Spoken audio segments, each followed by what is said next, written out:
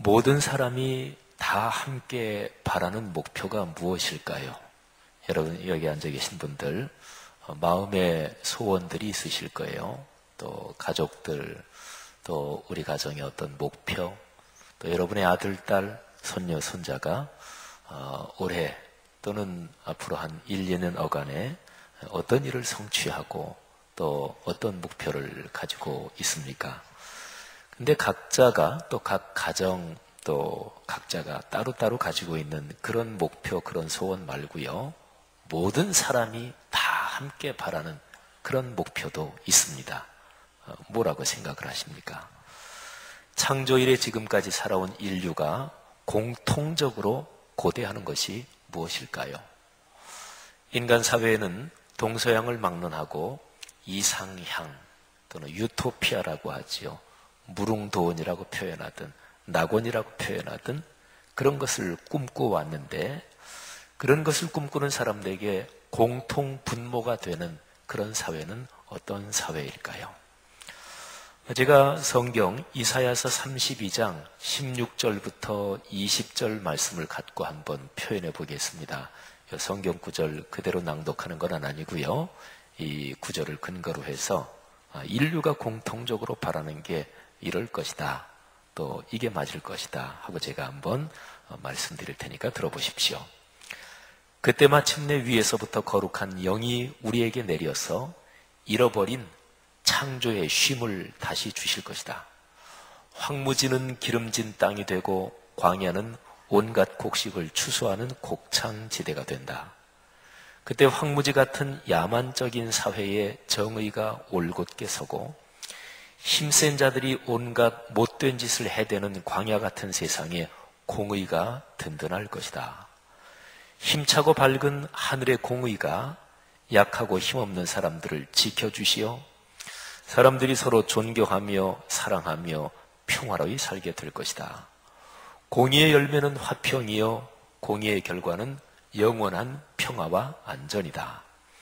하늘의 사람들 가정과 가문의 평안의 복이 넉넉하며 그들이 안전하고 평화로운 쉼을 누릴 것이다. 무시무시한 우박으로 산림이 쓰러지고 잔인한 전쟁으로 성과 도시가 파괴되어도 그러나 그 아름다운 나라에 흐르는 생명의 강가에서는 씨를 뿌려 열매를 거두고 소와 나귀를 몰며 복을 누릴 것이다. 아멘. 제가 이사야서 말씀을 좀 제 나름의 언어로도 표현해보고 하면서 읽어드렸습니다. 참 아름다운 그런 사회잖아요. 성경은요, 하나님을 아버지로 부르는 사람들이 이런 복을 누릴 것이라고 약속하고 있습니다.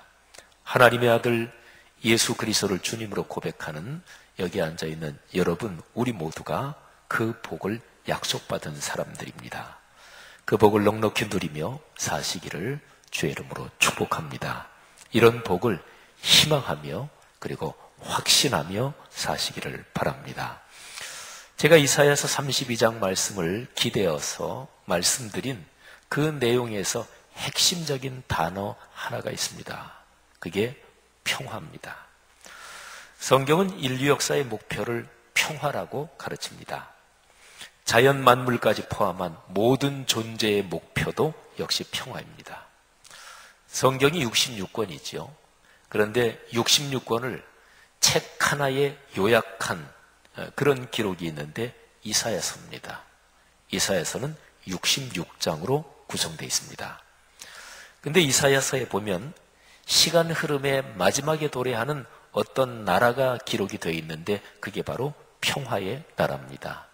이사야서에 여러 번 나와요. 11장 6절부터 9절 말씀을 제가 한번 읽어드리겠습니다. 잘 아는 구절이고 익히 알려진 구절인데 역시 여기서도 주제어가 평화다. 이거를 한번 생각하면서 들어보십시오. 그때 이리가 어린 양과 함께 살며 표범이 어린 염소와 함께 누우며 송아지와 어린 사자가 살찐 짐승이 함께 있어 어린 아기에게 끌리며 암소와 곰이 함께 먹으며 그것들의 새끼가 함께 엎드리며 사자가 소처럼 풀을 먹을 것이며 젖 먹는 아이가 독사의 구멍에서 장난하며 젖대나 어린아이가 독사의 굴에 손을 넣을 것이라. 내 거룩한 산 모든 곳에서 해됨도 없고 상함도 없을 것이니 이는 물이 바다를 덮음같이 여호와를 아는 지식이 세상에 충만할 것임이니라. 아멘. 참 아름다운 나라죠.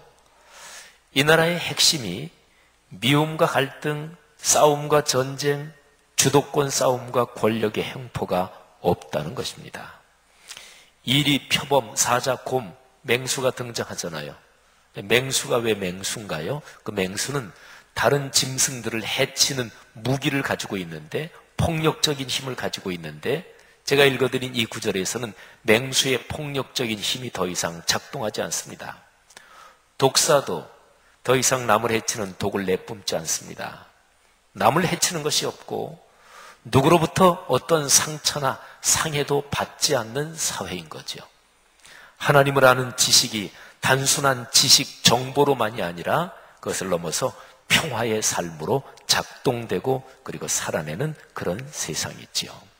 여러분, 이사야서 11장 말씀을 제가 지금 드렸는데 이사야서의 제일 마지막 부분에서 이런 평화의 나라가 또 한 번 나와요. 그러니까 이사야서의 결론이 평화의 나라인데요. 65장 17절부터 쭉 시작되는 구절인데 제가 여러 부분으로 나누어서 짤막하게 설명을 붙이면서 읽어드리겠습니다. 자, 첫 절 17절. 이게 첫 절이지만 사실은 결론입니다.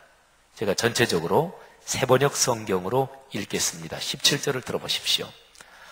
내가 새 하늘과 새 땅을 창조할 것이니 이전 것들은 기억되거나 마음에 떠오르거나 하지 않을 것이다. 자, 여러분, 사람이 너무너무 행복하면 과거의 고생 또는 부정적인 게 떠오르지 않죠. 잊어버리잖아요. 그러니까 얼마나 행복한지 살아오면서 그 이전까지 겪은 모든 부정적인 것들은 기억도 나지 않는데요. 자, 그 다음에 이어지는 두 절, 18, 19절인데요. 기쁨과 즐거움이 가득하대요. 폭력과 압제, 굶주림, 억울함 이런 것 때문에 발생하는 울음소리가 거기에는 더 이상 없대요. 들어보십시오. 그러니 너희는 내가 창조하는 것을 기리기리 기뻐하고 즐거워하여라. 내가 예루살렘을 기쁨이 가득한 도성으로 창조하고 그 주민을 행복을 누리는 백성으로 창조하겠다. 예루살렘은 나의 기쁨이 되고 거기에 사는 백성은 나의 즐거움이 될 것이다. 그 안에서는 다시는 울음소리와 울부짖는 소리가 들리지 않을 것이다. 아멘. 사람 누구나 오래 살기를 원하지요. 그러나 건강하게 오래 살아야 복인 거지요. 이어지는 20절이 그런 내용입니다. 거기에는 몇 날 살지 못하고 죽는 아이가 없을 것이며 수명을 다 채우지 못하는 노인도 없을 것이다. 100살에 죽는 사람을 젊은이라고 할 것이며 100살을 채우지 못하는 사람을 저주받은 자로 여길 것이다. 아멘. 자, 그런데요, 오래 살되 경제적으로 넉넉해야 돼요. 요즘 보통 인터넷에 돌아다니는 얘기 보면은 말이죠. 사람이 나이가 들수록 필요한 게 뭐냐? 우스개도 담겨 있고 이런저런 시대적인 어떤 뼈 있는 농담도 담겨 있지만 거의 공통적인 게 여러 가지가 있지만 거기에 늘 들어가는 게 두 가지가 있는데 건강하게 오래 살아야 된다. 그리고 경제적으로 품위를 지킬 정도가 돼야 된다. 근데 성경이 그 옛날부터 얘기를 해요. 경제적으로 넉넉하고 오래 살아야 그래야 복이잖아요. 가족과 후손이 잘 돼야 복이잖아요. 살면서 내가 힘쓰고 애써서 수고한 것이 허사로 돌아가지 않아야 복이잖아요. 21절부터 23절에 바로 그 내용이 있어요. 들어보세요. 집을 지은 사람들이 자기가 지은 집에 들어가 살 것이며 포도나무를 심은 사람들이 자기가 기른 나무의 열매를 먹을 것이다. 자기가 지은 집에 다른 사람이 들어가 살지 않을 것이며 자기가 심은 것을 다른 사람이 먹지 않을 것이다. 나의 백성은 나무처럼 오래 살겠고 그들이 수고하여 번 것을 오래오래 누릴 것이다. 그들은 헛되이 수고하지 않으며 그들이 낳은 자식은 재난을 당하지 않을 것이다. 그들은 주께 복받은 자손이며 그들의 자손도 그들과 같이 복을 받을 것이다. 아멘. 이 복이 우리 모두의 것 여러분에게 이루어지기를 축복합니다. 마지막으로 참 중요한 것이 있습니다. 요즘 우리식으로 표현하면 기도의 응답이에요. 사실 우리는 그리스도인으로 살면서 기도를 많이 하지만 고민이 뭔가요? 우리 생각대로 기도가 빨리 응답되지 않는 거, 그거 아닌가요? 기도가 빨리 응답되지 않는 거, 속 시원하게 하나님이 빨리 들어주시지 않는 거, 그것이 우리를 얼마나 힘들게 만든가요? 그런데 여기 이사야서 말씀에는 그때 그 평화의 나라에서는 하나님이 신속하게 응답하십니다. 24절 말씀 한번 들어보십시오. 그들이 부르기 전에 내가 응답하며 그들이 말을 마치기도 전에 내가 들어주겠다. 아멘. 너무 좋잖아요. 그리고 결론적으로 다시 평화를 약속합니다. 그러니까 17절부터 25절까지가 한 덩어리인데 마지막 25절 말씀을 들어보십시오. 이리와 어린 양이 함께 풀을 먹으며 사자가 소처럼 여물을 먹으며 뱀이 흙을 먹이로 삼을 것이다. 나의 거룩한 나라에서는 서로 해치거나 상하게 하는 일이 전혀 없을 것이다. 주님의 말씀이시다. 아멘. 사랑하는 형제 자매들이요, 그리스도인들에게 약속된 것이 바로 이런 평화입니다.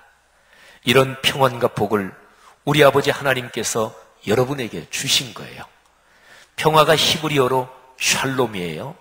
샬롬의 복을 믿고 희망하며 그 복을 믿고 희망하기 때문에 이미 여기에서 아름답고 그리고 축복된 삶을 누릴 수가 있는 거죠. 그런 인생길 되시기를 바랍니다. 하나님은 이 평화를 세상을 창조하실 때, 그러니까 천지를 창조하실 그때 이 평화를 만드셨습니다. 우리가 다 잘 아는 창세기 1장의 천지 창조의 기록. 근데 그 1장을 가만히 보면 1장에 명확하게 평화 이렇게 단어는 나오지 않지만 그 세상은 평화의 세상이요 평화의 나라입니다. 1장에서 가장 특징적인 것이 질서와 조화입니다. 그리고 하나님이 보시기에 참 좋았습니다. 평화의 기본은 질서와 조화예요. 무질서는 평화가 아니잖아요. 내 선을 넘고 월권하고 그리고 남의 거를 지나치게 간섭하고 지나치게 잔소리하고 이거는 평화가 아니잖아요. 평화의 기본 조건은 질서와 조화입니다. 창세기 1장이 그걸 얘기하거든요. 말하자면 평화입니다. 평화의 세상을 가장 멋지게 보여주는 단면이 있어요. 창세기 1장, 2장까지 천지 창조의 기록인데 근데 거기에 보면 하나님이 창조하신 세상이 평화구나. 그거를 멋지게 보여주는 단면이 있는데 그게 바로 창조의 안식일 그리고 에덴 동산입니다. 창세기 1장 26절 이하를 보면 하나님의 사람을 만드시잖아요. 남자와 여자를 창조하시고 그들에게 숙제 과제를 주십니다. 다른 모든 피조물을 평화로이 잘 돌보고 이끌어 가라고 말씀하셔요. 사람을 창조하신 게 6번째 날에 창조하시죠. 그리고 여기까지 일하시고 나서 드디어 7째 날이 됩니다. 하나님이 안식하시죠. 쉬십니다. 하나님이 전능하신 분이니까 엿새 동안 창조 작업을 진행하시면서 힘드셨고 피곤하셨고 그래서 7째 날에 쉬셨다. 그거는 아니었겠죠. 그런데 분명한 것이 하나 있습니다. 하나님이 천지를 창조하실 때 전지전능하신 그분이 그냥 심심한데 장난 삼아서 한 번? 그런 건 결코 아니죠. 사람식으로 표현해 본다면 하나님은 세상을 창조하실 때 정성을 다하셨고 힘을 쏟고 애를 쓰셨습니다. 여러분 생각해 보세요. 내가 아끼고 사랑하고 소중히 여기는 일, 사람 그런 것에 대해서는 정성을 쏟고 애를 씁니다. 어떤 사람에게 선물을 하나 한다고 생각을 해보십시오. 손주 처음 생겨서 손주한테 선물한다. 그러면 그냥 가서 눈에 보이는 거 아무거나 골라 집어요? 그러지 않잖아요.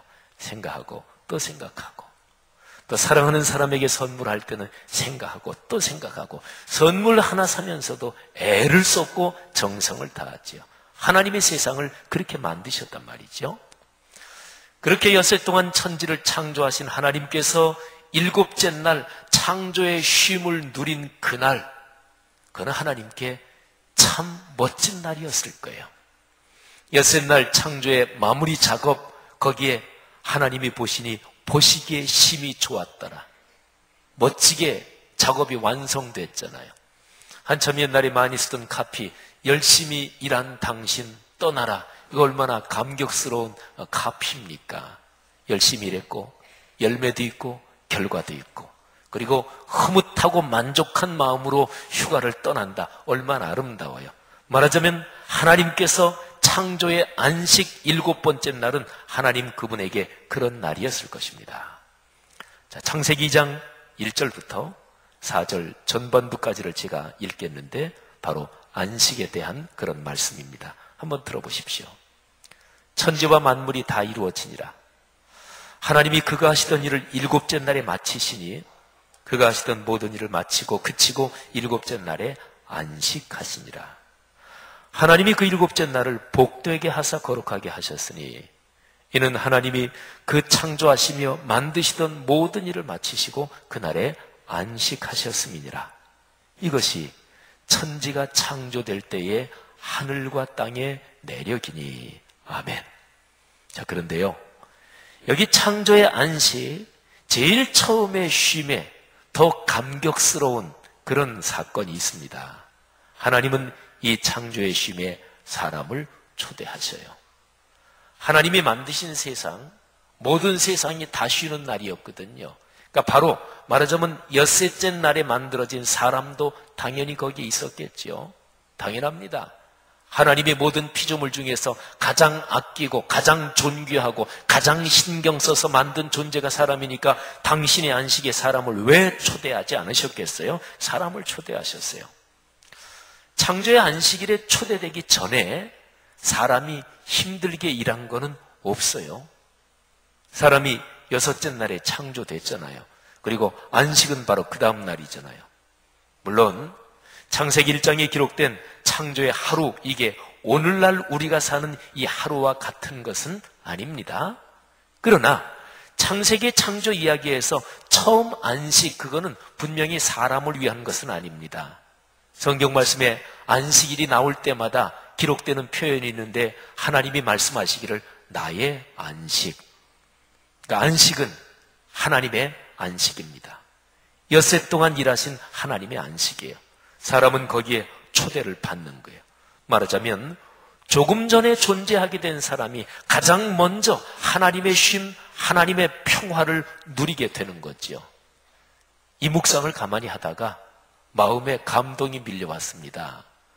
사람이란 존재가 제일 처음 시작되는 그 시작되는 상황이 무엇일까? 일부터 할까요? 아니면 힘든 숙제부터 할까요? 아니었습니다. 사람의 삶은 평화의 나라, 평안의 쉼, 이렇게 출발됩니다. 멋있잖아요. 그죠?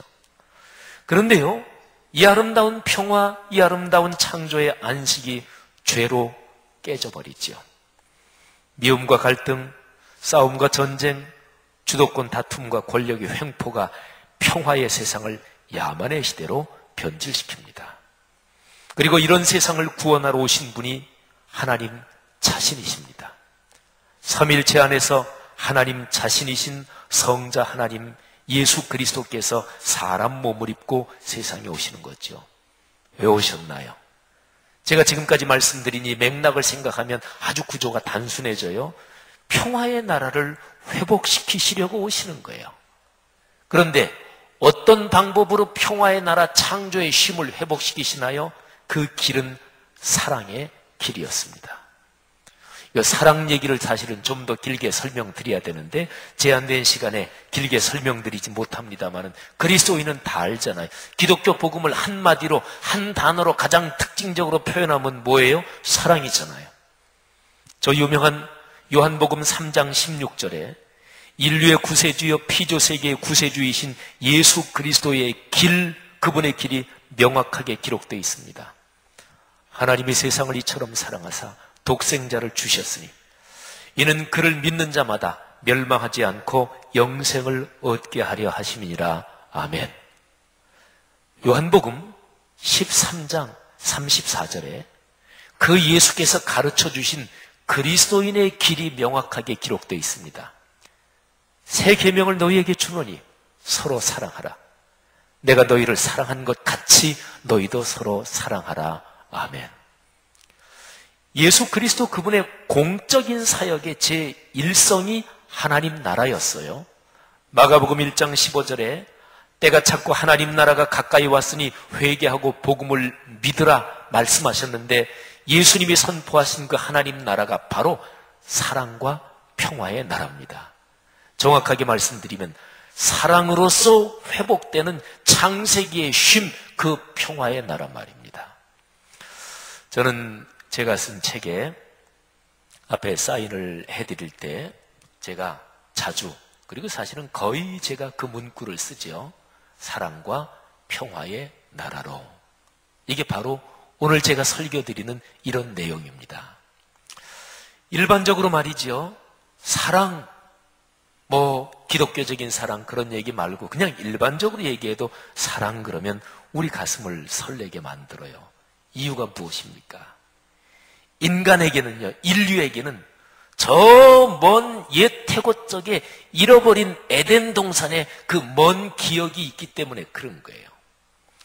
일반적인 사랑은 여러 가지 욕심으로 불완전하지요. 그런데 사랑의 본체이신 하나님이 주시는 예수 그리스도를 통해 보여주신 그 거룩한 사랑은 온전해요. 그래서요, 예수 그리스도의 십자가에서 나타난 그 사랑이 그리스도인의 가슴, 인류의 가슴을 설레게 하는 까닭이 무엇인가요? 이유는 똑같아요. 잃어버린 에덴 동산, 그 사랑과 평화의 나라를 우리에게 보여주고 가르쳐주기 때문에 그래요. 조금 전에 여러분이 어디선가 들으신 아주 아름다운 시구를 한번 읽어드릴까요? 나의 영혼 깊숙이 흐르는 나를 향하신 주님의 사랑, 소리 없이 날 지켜주시니 내게 부족함 전혀 없네. 사랑하고 사랑을 받으며 내가 혼자가 아니라는 걸 나로 알게 하여 주신 주님은 항상 나와 함께 계시니 내가 슬플 때 위로하시고 번민할 때 안식을 주시는 은혜로우신 주님의 사랑이 나의 삶 속에 가득하니 태양과 속삭이는 하늘의 구름처럼 나의 영혼 겸손히 주님만 바라보며 나를 향하신 크시는 정 기다리며 주님의 날개 밑에 거하리. 주님의 날개 밑에 거하리. 아멘.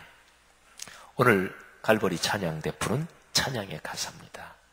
주님의 그 날개 아래, 거기가 어디예요? 주님의 그 품이 바로 사랑과 평화의 나라입니다. 여러분, 신앙생활하면서 가끔 또는 깊은 감동으로 듣는 얘기가 예수 그리스도의 재림이잖아요. 예수 그리스도의 재림이 그리스도인의 가슴을 설레게 하는 까닭이 무엇일까요? 역시 이유는 똑같아요. 그 사랑과 평화의 나라가 지금 우리가 누리면서 여기에서 기쁘기도 하지만은 여기에서 누리는 사랑과 평화의 나라는 종종 내 욕심 때문에 불완전하고 이 세상에 이런저런 혼란 때문에 불완전하잖아요. 근데 예수 그리스도의 재림으로 통해서 사랑과 평화의 나라가 온전히 도래하는 거지요. 그래서 재림이 가슴을 설레게 하는 거예요. 우리가 잘 아는 시구를 또 하나 읽어드릴게요. 찬송가 가사이기도 해요. 하나님의 나팔소리 천지 진동할 때에 예수 영광 중에 구름 타시고 천사들을 세계 만국 모든 곳에 보내어 구원받은 성도들을 모으리. 나팔 불 때 나의 이름, 나팔 불 때 나의 이름, 나팔 불 때 나의 이름 부를 때에 잔치 참여하겠네. 아멘. 예수 재림하실 때 영광의 천상의 나팔 소리가 울려 퍼질 때 여러분의 이름 소리가 들리기를 축원합니다. 여러분의 이름 소리가 또렷하게 여러분의 귀에 들리기를 축원합니다. 오늘 샬롬 찬양대가 2부 예배 때 부를 찬양의 가사입니다. 성도들이여, 이 사랑과 평화의 나라를 소망하며 살아야 합니다. 이 소망을 오늘이라는 이름이 붙어서 우리에게 하루마다 선물로 다가오는 그날마다 지금 여기에서 누리며 사는 거예요. 그게 그리스도인의 삶이에요. 누구를 만나든, 그야말로 누구를 만나든 호의와 선의로 대합시다. 하나님의 영원한 형벌을 받아 마땅한 나에게 예수 그리스도의 십자가에서 베풀어 주신 그 사랑 감격하며 그 사랑으로 남을 대하는 거예요. 그래서 평화, 그런 사회를 만들어가는 거지요. 우리가 주기도문에서 고백하는 기도가 바로 그거예요. 아버지의 나라가 이 땅에 오게 하시며. 여러분이 걸어가는 한 주간의 삶, 가정, 가문, 후손 대대로 이런 사랑과 평화의 기쁨이 충만하기를 축복합니다. 기도하겠습니다.